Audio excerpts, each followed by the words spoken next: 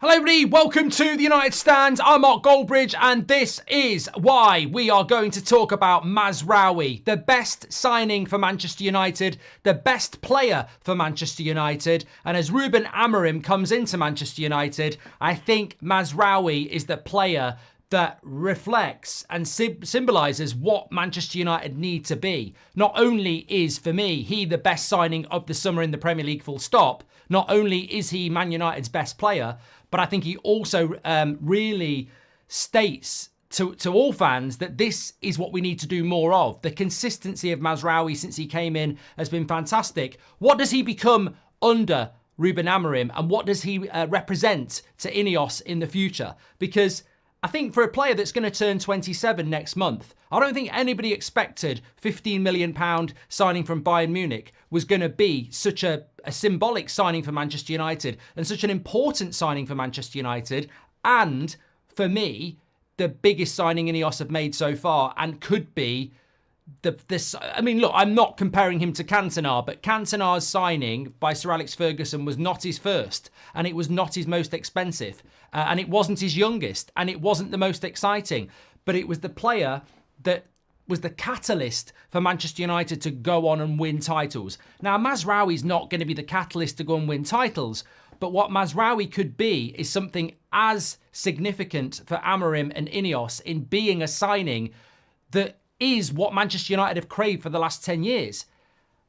Absolute consistency, absolute performance. And yes, those performances haven't always been man of the match, but week in, week out, he's not putting in a bad performance. And he therefore is what Manchester United need. Character, understanding, professionalism, and week in, week out, he's putting in those 7, 8s, 6.5s out of 10 that really Man United crave so much. And I think, although I want to talk about where he fits into Amorim's 3-4-3, because funnily enough, he is a player that you look at and you go, well, where does he fit in? And I think I know where. Some people, I think, are getting it wrong.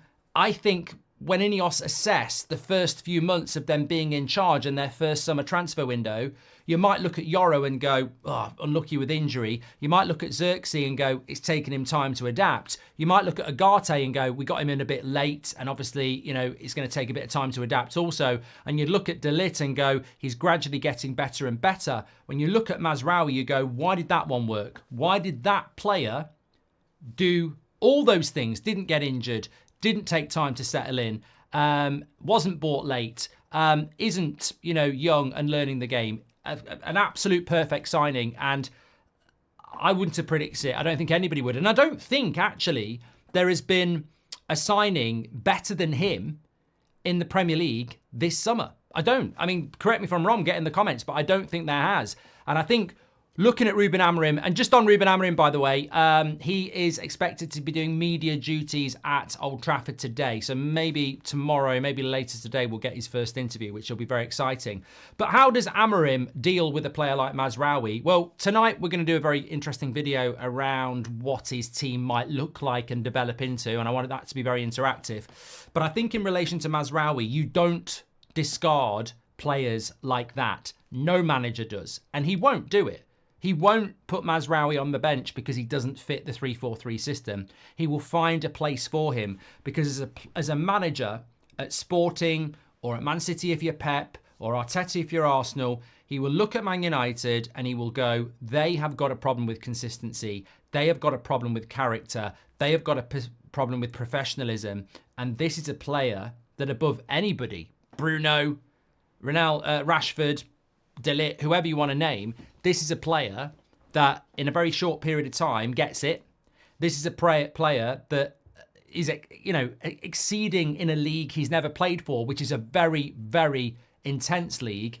This is a player that I put in my team, and I know straight away I'm not going to get what other managers have had, where sometimes Man United play a game and you've got players putting in a 6 or a 5 out of 10. This is a player that straight away I can just go, right, it's the other 10 I've got to focus on because he will deliver. And I personally think the position, I don't know about you, I think the position he's going to put Mazraoui in, I think he's going to play him in the back three. I do. I think he's going to play him in the back three.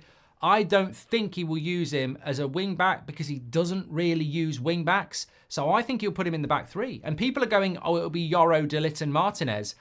I think Mazraoui will play in the back three. I think he will play right side back three. I think that's where he's going to go. I mean, he could go left wing back. He could go right wing back. You could argue he could play centre midfield. Like, I think he is that talented. But it just depends on what Amorim wants to do in the Premier League. Sporting, he wanted to get goals and he knew the league really well. So he put wingers on the wide. That's what he tends to do. In the Premier League, he might go a little bit defensive. I don't know. But I really think that we have the blueprint player here. And I think Amorim and what Amorim does with him is very different to what I'm actually talking about when I say we need to talk about Mazraoui. What I want to say about him is that I think finally we've got an ownership and a recruitment team that has identified a player, and I don't think they're going to let that go. I don't think they're going to go, we got lucky. I don't think they're going to not analyse it. I think they're going to look at it and go, what did we do right here? Because this was perfection. And look, if he got injured tomorrow or he stopped playing badly tomorrow, those things you can never account for. But in relation to success of a signing, and I don't think he's going to drop off. I mean, you can't argue he might get injured, but I don't think he's going to drop off because that is a character thing. He has professionalism. He has consistency. He has dedication. I think that's the word, isn't it? And he has that character that Man United need. And, you know, I can throw names at you. Alexis Sanchez, Jadon Sancho, Paul Pogba, Wan-Bissaka, Harry Maguire. You know, there's so many players that we've spent so much money on, and for different reasons they haven't delivered. And I think Maguire's not been a terrible signing, but he's not been an £80 million centre-back signing, has he? That's my point. We've made so many mistakes in various ways. It's not always been the player's fault. But Mazraoui, that mistake's not been made. The price is right, the wages are right, and the player is absolutely right. And I think for Manchester United, when you're selling a dream, it's nice to have a blueprint. And when you're looking in the transfer window and when you're talking to agents and you're talking to players and you want them to come to Manchester United, or you want to tell them what Manchester United's all about, or you want to learn whether the player's the right player for them, when you've got Mazraoui in your head and you can bring him into the conversation and you're talking to a player, maybe a young player, maybe a player in their early 20s, and you go, look, yeah, we've brought in people like Lenny Yoro and he will become a good player here. We've got people coming through like Kobe Mainu and Garnacho. But look at Mazraoui. Like, look at what that signing is, and that's what we're looking for. We're looking for players that can ingratiate themselves into Manchester United, understand what it's all about, get on with their job, dedicate themselves to being successful here week in, week out as a model professional who has the character, the personality, desire and talent to succeed. And I think this is long overdue that we have this conversation, because I think that we are so quick to write about flops. You know, you look at what people were saying about Xerxes, Agate, De Ligt. People are so happy to pick up the phone or write a tweet and be negative about a player. But how often do we actually, not just in football, but in life, just go, you know what? Let's spend a few minutes talking about this guy, and let's actually realise we're not actually talking about Mazraoui and his handful of brilliant performances for Man United this season. We're actually talking about what he represents, what he's the blueprint for in the future, and how we need another 15 of those. Not 15 right backs, but we need this type of quality. We need this type of character. I'm always in awe of what Brighton do, because it's one thing to just go, oh, Brighton are really good at recruiting players. But it's not just that, is it? They're not just recruiting a player. They're recruiting a person. And that's what we've done with Mazraoui. We've recruited a person who is not just a footballer, but actually symbolises everything we need at this football club. And I look at Brighton and I see these players week in, week out, and it's 5 players who've gone and 5 players come in, and every year I look at Brighton and go, not how, but wow, getting players in that go to Brighton, which is a seaside town in South England, they go to Brighton, they give it every week, and they're hungry for that shirt. And they have, the character is completely in tune with their football club. And you look at Aston Villa over the last couple of years, their players are in tune with their football club. I understand Man United's bigger than those clubs I've mentioned, but we have done it before. The David Beckhams, the Eric Cantonas, the Roy Keanes, the Cristiano Ronaldos, the Wayne Rooneys, the list goes on and on and on. And over the last decade, we haven't done that. I think Mazraoui represents it. And you know, yet again, it doesn't have to be an English lad from down the road or London. It can be a guy from France, a guy from Morocco, a guy from Mexico, because what you're actually looking for has got nothing to do with the passport. It's got to do with the personality. And I think he's just been absolutely incredible. And I think that it's great to see so many of our fans actually praising and understanding it. But I think also it needs analysing from a fan point of view, because I think the club have analysed it. It needs analysing that this isn't just by chance. This is not by, you know, some sort of weird, you know, cheap signing that's had a glow up. This is by design. Like Mazraoui is going to be 27 next month. This is a perfect signing of the combinations we've just been talking about. Pau says, someone gifted me a membership. Whoever it was, thanks a lot. It was probably Mojo. And Patrick Lynch says, based on price and considering we were looking at players like Frimpong and Dumfries, Mazraoui has worked out amazingly, consistent and versatile. And I suppose if I was being a little bit harsh, I would say some people didn't want Wan-Bissaka to go. And I liked Wan-Bissaka.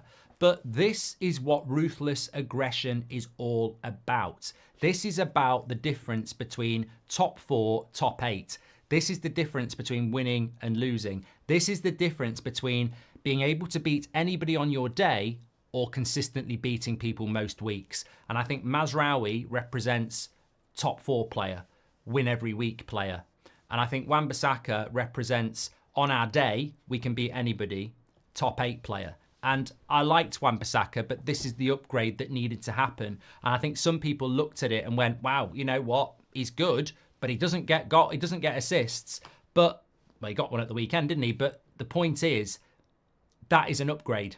That is an upgrade. And when you look at Scott McTominay, who is doing very well at Napoli, McTominay went so Agate could come in. Completely different position. Would you have kept McTominay and not got a holding midfielder?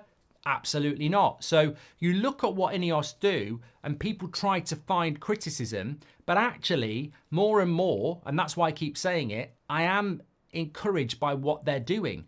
Sancho leaves Man United to go to Chelsea. I'm like, what the bloody hell are we doing giving Sancho to a rival who are actually above us at the moment? And he started off okay.